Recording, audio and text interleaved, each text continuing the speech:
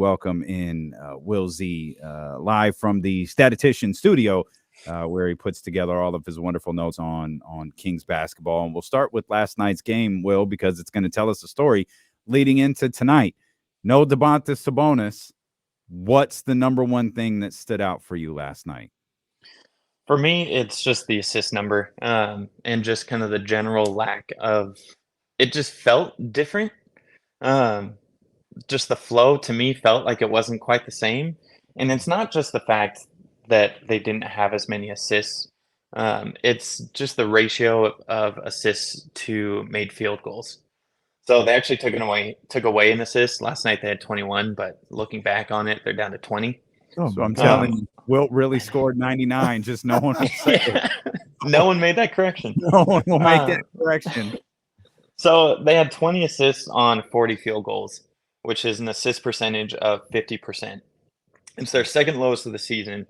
And I like to look at that number because it shows they weren't just missing shots. They missed shots, yes, but in terms of comparing it to their made shots, they just weren't generating as many assisted opportunities as normal. And I just think Sabonis is so key in their offense that it's just a huge part that they're missing and are going to have to learn how to deal better without. Will, what was the numbers on the open looks? Because it felt like, even because I agree with everything that you're talking about with the assist and how that was disappointing, uh hmm them not having a high assist total, but it still seemed like they were getting open looks, particularly from three, and they just weren't hmm cashing it last night. Yeah, from three for open looks, they were 3 of 12 for 25%, wide open 4 of 19 for 21.1%. So they got 31 open or wide open threes last night. It's It's weird. crazy. I don't know Wait, why. I just want to real quick, like, those are two separate numbers. You know, how sometimes Right. you can include the open with the wide open. No, they had hmm 12 open shots, hmm 19 wide open threes, Yep. and that's a lot to Yeah. shoot the way they did. And then I don't know if you guys saw, I just tweeted out a kind of I, chart. I, You I'm guys were looking. talking Yeah, about it. Yeah. yeah. I'm looking at that right now. I was going to ask you to elaborate on that and what all those numbers mean there. Yeah. So what I did was we're trying to figure out kind of when their 3-point percentage was at its peak. Um, the highest that I saw was after 14 games, they were shooting 38.2%. So the chart is it's their season total per game. So it's not just how they did in that one specific game. It's how it's kind of trended throughout the year in terms of a running total.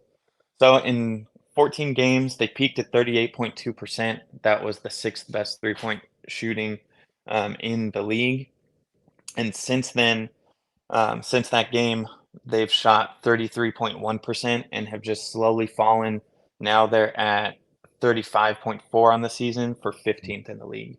So if you look at the chart, you see it go up about halfway through the season and then just it slowly falls down. Hmm. So Yeah. it was they peaked at 6 and now they're at 15. So hmm I was a Yeah. little off in my assessment earlier, but Yeah, but points And they still could have, valid. that's just the peak on their percentage. The rank peak could be a little different, but in terms of percent, that's the highest that they got.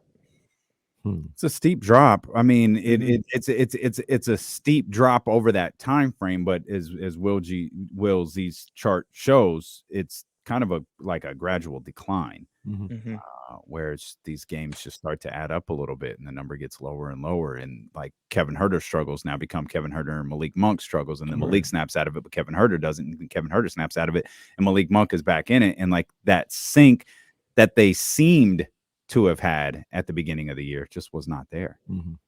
And I'm wondering, I don't know why it's happening. Maybe the added intensity on defense. Do you think it's tired legs? Just trying to do other things and kind of expending that energy elsewhere?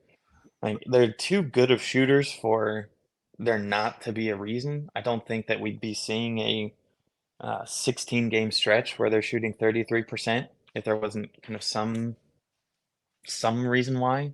One of the things that I talked to you about this maybe about a week ago, I just hmm asked the question, are they were they? I don't know if they still are or not, but were they a little did they expend a lot of energy in that first 20, 25 games with everything that was going on, you know, playing these games at home, being hyped up, the whole riding the wave of the light, the beam, and all this other stuff, mentally and emotionally, did they expend a lot of energy, and they were looking for that second gear.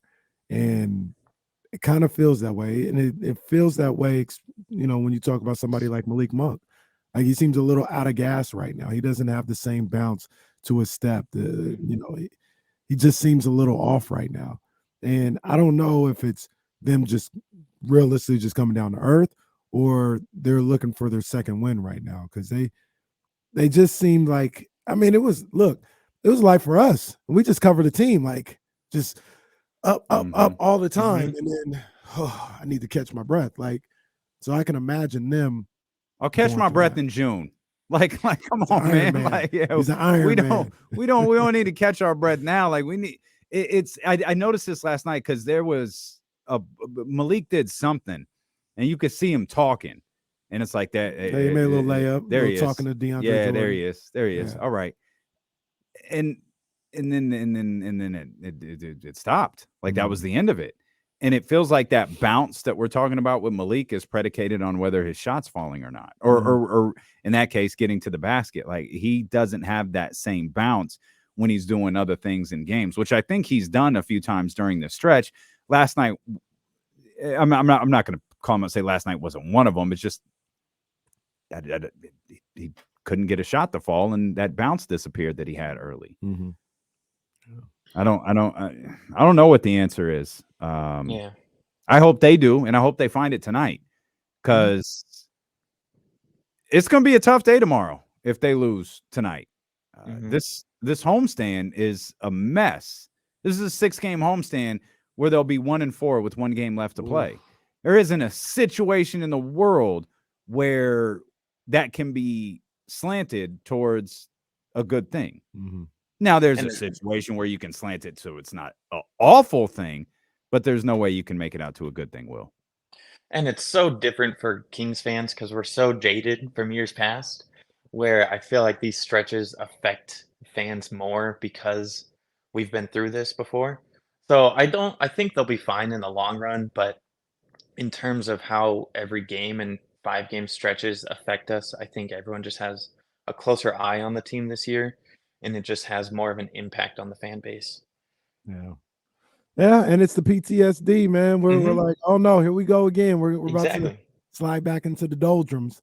I don't think it's there, but they need, you know, they got to find a way to play better, you know, with or without Sabonis. They have to find a way to play better, particularly, like I said, defense, obviously they can always get better on that, but offensively, they need to find their groove. And we can talk about all the numbers all we want, but just whatever it is, if it's 6 threes or 16 threes or, you know, 26 assists or 16, just make sure it's flowing where it's productive. You know what I mean? Like, the numbers are the benchmarks, but sometimes in these games you hit your benchmarks and you lose. Sometimes you don't hit your benchmarks and you win games. You just got to find from game to game what's flowing and what works. And that's up to them to figure that out. Yeah. And tonight, I know my number is usually the fast break points. 2 last night, their season low. It's just real bad. There's, even without Sabonis, I know he grabs the rebound and goes a lot, but they have so many other people that can get out and run, and it's just they can't have 2 again. That's where, especially with Jokic, if you can get him tired or something, I don't know. He's pretty much unstoppable, but again, that's one I'll be keeping an eye on tonight, is the fast break points, and see if they rebound well in that aspect. The rebounds were essentially the same last night. I think it was 40-39.